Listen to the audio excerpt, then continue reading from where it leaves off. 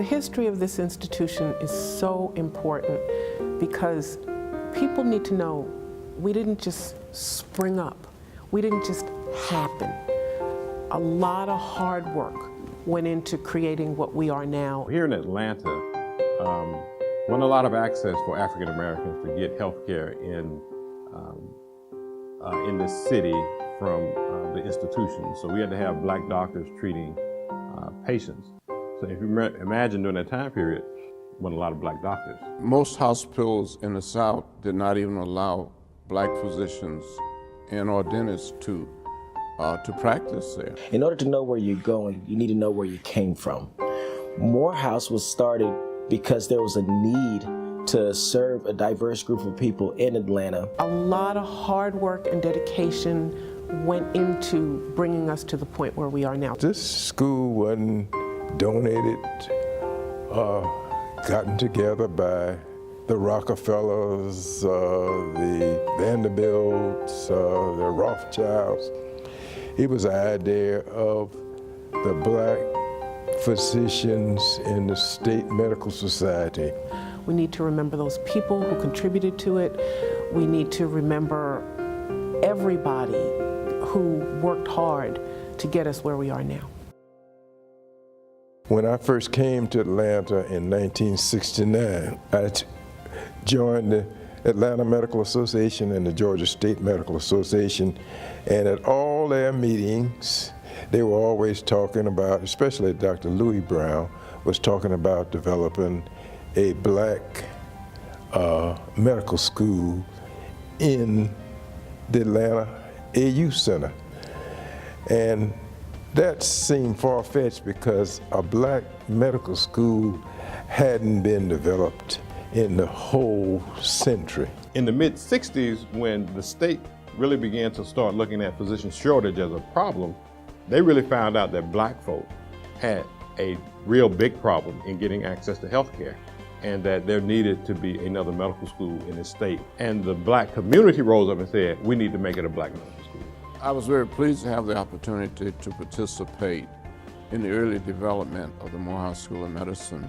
I talked with Dr. Sullivan more than once, many times over the years that we worked together. I came in 1979 to chair the department to develop and chair the Department of Community and Family Medicine. And so we had great challenges and we worked together. We cared about each other, we cared about the communities we served, and we especially cared about our students. I came here under the awe of Nelson McGee, and it was his vision in 1991 that a academic department at the Morehouse School of Medicine be established. Early in 1990, Dr. Tom Norris, who at that time was the Executive Associate Dean for Academic Affairs, he gave me this document from the ACGME, Accreditation Council for Graduate Medical Education, that alerted us that we were going to have an institutional site visit. Nobody in the executive staff knew what an institutional site visit was. Primarily, you had to have an institutional accreditation if you had more than one residency program. And at that time, we had two. Family medicine was accredited, and also the preventive medicine program. And so we had to do preparations to understand institutional sponsorship. And we had, I would say, 11 months to do it. Along with that, our Graduate Medical Education Committee was established but not formed. And so we also in 1990 formed our Graduate Medical Education Committee. We got notification from Emory that they would no longer train our third-year clerkships. In 1969, our motto was 100 by 75. Now, what does that mean? That means 100 by 75 that we wanted to get 100 black physicians in Georgia by 1975. Well, hospitals were integrated. At the time, there were still 2 black hospitals in Atlanta, Southwest Community Hospital, and Hughes Spalding was at that time a hospital owned by Grady. That and Southwest were the only places where black physicians could get admitting privileges. By the 1980s, that had changed, and black physicians were able to get admitting privileges at other hospitals. And in a sense, that was what eventually led to the demise of Southwest Community Hospital, which no longer exists, and Hughes Spalding, which is now a children's hospital. During our early years as a training program, we just faced the basic challenge of establishing a residency training program. We were the new kids on the block here in Atlanta. Emory had been here for nearly a century.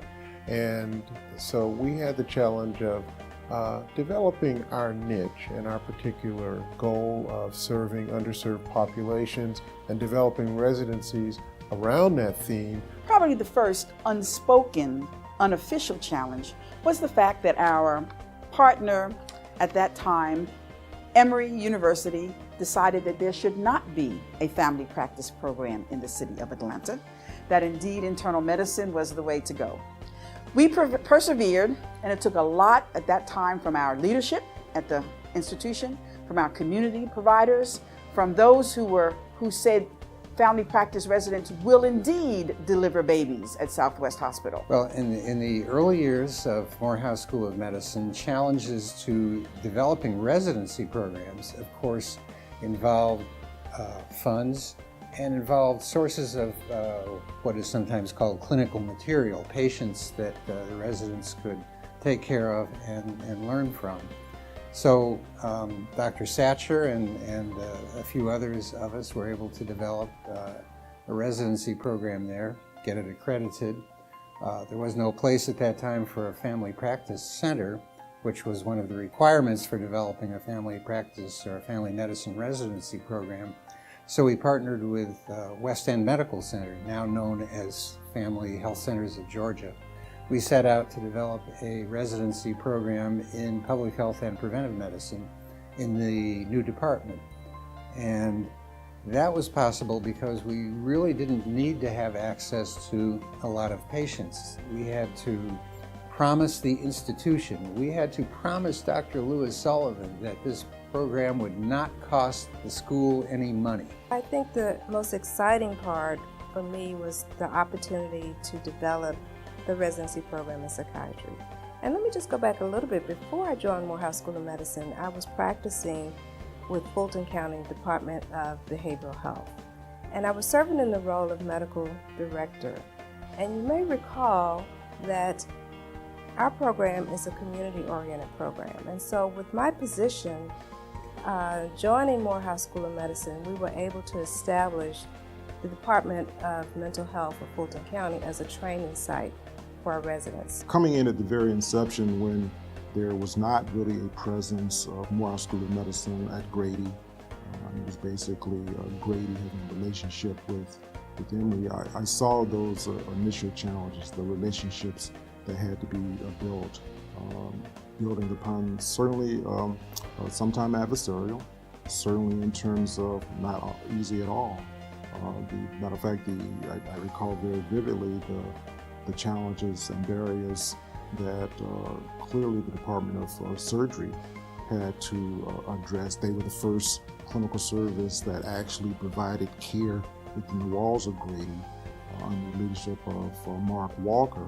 And it wasn't an easy role by any means, but the point that to be pulled from that and not forgetting it is the perseverance, the commitment, the dedication of those persons that allow persons now to build upon.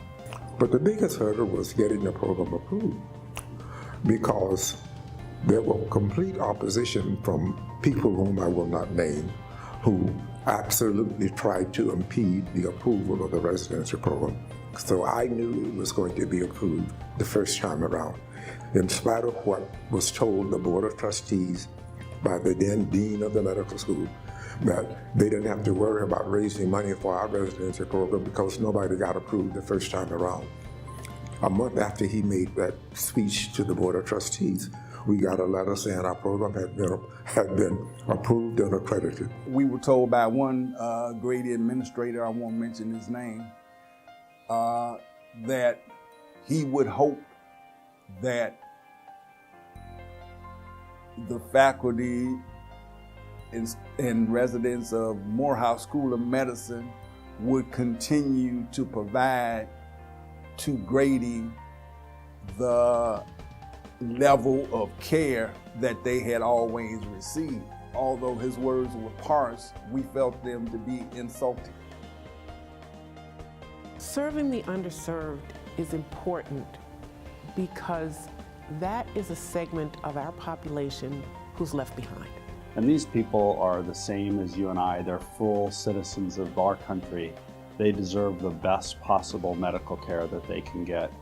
And in many cases, they don't know that they're deserving of the care, or they don't feel that they can get it when they come to an institution. We live in a society, as we know, that's increasingly complex.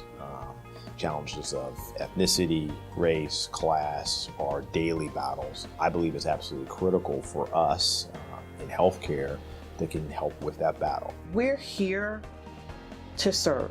A lot of people don't realize that, and you think when you think of serving, you don't think of different roles. And everyone needs help.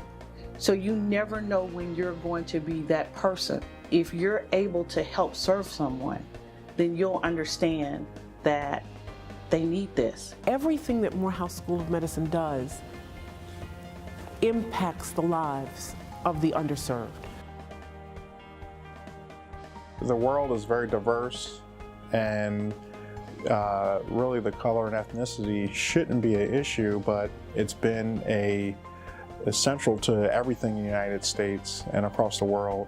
If you lose sight of that, then you lose sight of a key portion of the world community. It's important that patients are able to identify with their physician. I think having black physicians is critical to really putting the best face on the healthcare system. There are fewer black males in medical school compared to when they were in 1975. And this is jarring for a multitude of reasons. Number one, we know that blacks go back to these urban communities and disenfranchised communities compared to their counterparts. The reason why we're important is because people still don't know that we do this job. I would start by saying I think certainly Dr. Sullivan, Louis Sullivan, but there have been a lot of other really important leaders. Obviously, Dan Blumenthal is one of my favorites. Our relationship with the state of Georgia has been greatly dependent upon board members, and I think we should never forget that. Dr. McGee, his push and the push for us to get in at Grady was very important in how our residencies grew. Certainly, Mr. Booth was a collaborative change maker, and Dr. Dunstan with her push for the unique community-based pediatrics program. Dr. DeWitt C. Alfred Jr., MD, it was sort of his idea to create residency training programs. Dr. Rudolph Jackson, the Lonnie Phillips of the world in family medicine, Pat Whitley, Trudy Darden, Kevin Mason, David Levine, Joanne Mattori, Dr. James Gooden. It was Dr. Maupin, who was our executive vice president at that time. Dr. James Reed, who was the first to establish a residency program in internal medicine. Dr. Lynn Weaver, who shepherded the surgery program. Dr. Myra Rose and Dr. Franklin Gary, who shepherded our OBGYN program. And I can't forget family medicine, which was really our first program, which predated me and really set the stage for residency training here at Morehouse School of Medicine. Dr. David Satcher and Dr. Virginia Davis Floyd. It was all out war. And literally, Dr. Walker Dr. Lee and a few other surgeons came up to the hospital with fatigues on, ready to battle, and they were going to do anything they could to make sure that we had a surgical service here at Morehouse. I think the greatest triumph is that we were able to actually acquire 7 residency programs for the institution. Getting into Grady Hospital, we faced a lot of opposition. They called us names. They tried to sabotage our patient care. We were called Moron School of Medicine. I would like to say that there's been a lot of work between Grady, Morehouse, and Emory at the leadership level, Dr. Wembley, Dr. Jansen, as well as Dr. Haley, and Bill Zayden, and Marilyn Barnes to work together. They've created now for several years. They've called it the GEM Committee, or the Grady Emory Morehouse Committee, that works to address those opportunities and barriers to improve relationships. And a lot of positive things have come about that. I'm the longest survivor of residency directors in this particular position. I have taught every medical student who's come here since I got here in 1990. I'm proud of what I've done for the medical education here. I used to make the students sign a roll, and they said, if we're professional students, we don't have to sign in a roll. I said, I'm getting these signatures because you're going to be famous people, and I'm going to be working for you, and I want to say that I knew you. My most significant contribution to the Morehouse School of Medicine graduate medical education is to have had the privilege of being a part of the legacy of Henrietta Lacks. The most impactful lesson that I feel like I've learned from my time as a resident here to now being the program director and working in leadership, I feel like has been to trust the people around me and to realize how much growth and how much potential we have as an institution. There's actually a huge deficiency. So working with MSM has exposed me to the many problems that are faced in this community. The most impactful lesson I've learned is how to treat people.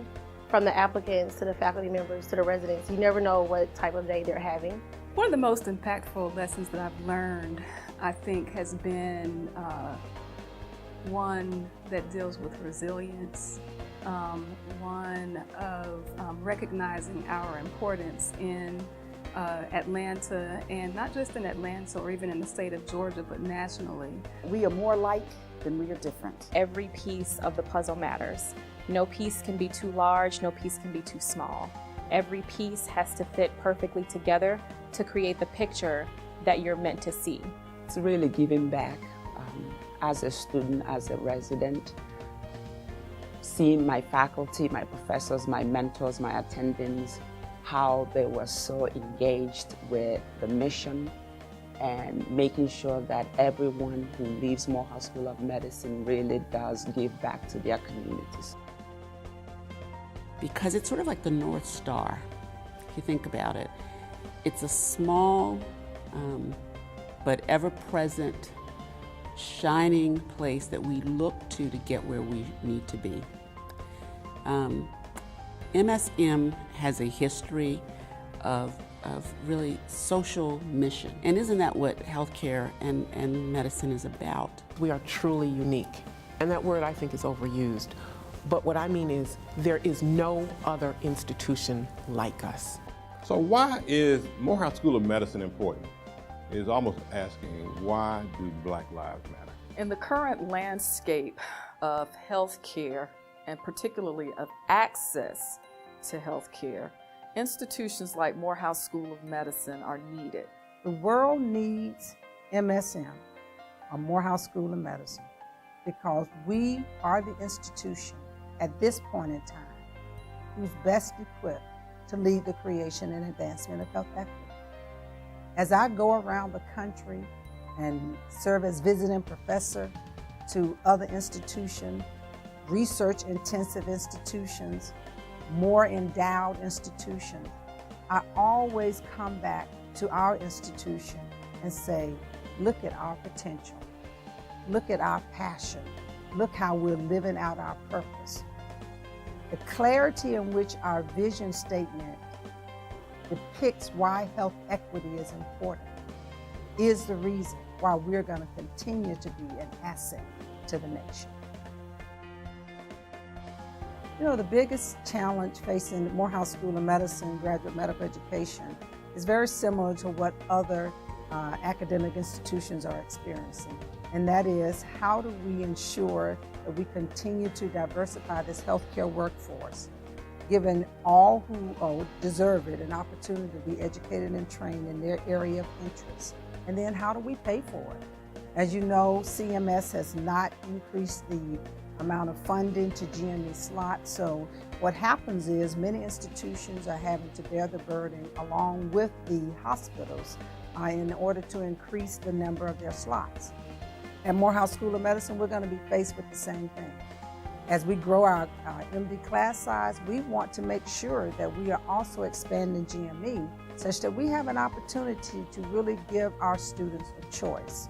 The second area that's challenging for Morehouse School of Medicine and the graduate medical education is that we need to begin to offer more fellowships. So we were really excited about the cardiology fellowship, but there are many other fellowships and primary care needs that we need to offer: infectious disease, nephrology. We also need to consider some of the obstetrical and gynecological specialties, because all of these actually lend toward us being able to lead the creation and advancement of health equity. One thing that I will tell you is that it takes a lot of strategic planning. It takes a lot of thought. What are your short-term and long-term goals? Where do you want to be in 6 months? Where do you want to be in 2 years? Where do you want to be in 5 years? It also allows you to have some successes and wins along the way. You have to have flexibility. You have to be able to compromise. You have to be able to negotiate. And those are definitely things as a leader that I've had to learn and have been enhanced since I've been in the GME role. Step outside your boundary. It's okay to be a great doctor, but go beyond that. Make a difference in people's lives. Just don't tire. Just continue to work, continue to push. We have to continue to grow. We cannot be stagnant. We've achieved a lot, but there's so much more that we can do. You know, the advice that I would give to our current and future leaders on how they can help us in advancing the mission and the vision of Morehouse School of Medicine is to first be engaged. Own your piece of the pie. Understand where your gaps are and turn those gaps into opportunities. I always tell people, we are the ones we have been waiting for. There is nobody else standing behind you that's going to step in and do what's required. Knowing that, then, we have to support one another. If anyone is going to do the kind of work that will support the kind of recommendations that are needed for the effective care of our communities, it has to be Morehouse School of Medicine. If you looked at all of the HBCUs that have professional schools, that have medical schools, that have residency programs, we are still doing the bulk of the training of people of color. For indeed, we were the first family practice residency program. Indeed, we were the first school to send our first-year students to clinical preceptorships in rural Georgia. We were the first school to say every student has to have a rural experience. The sky is the limit.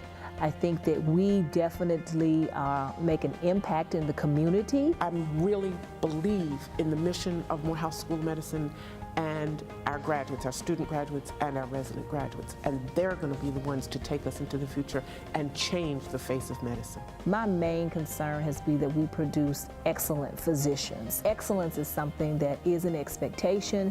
It is something that everyone has risen to the occasion to ensure that we are doing that because we demand it, but most of all, our patients deserve it.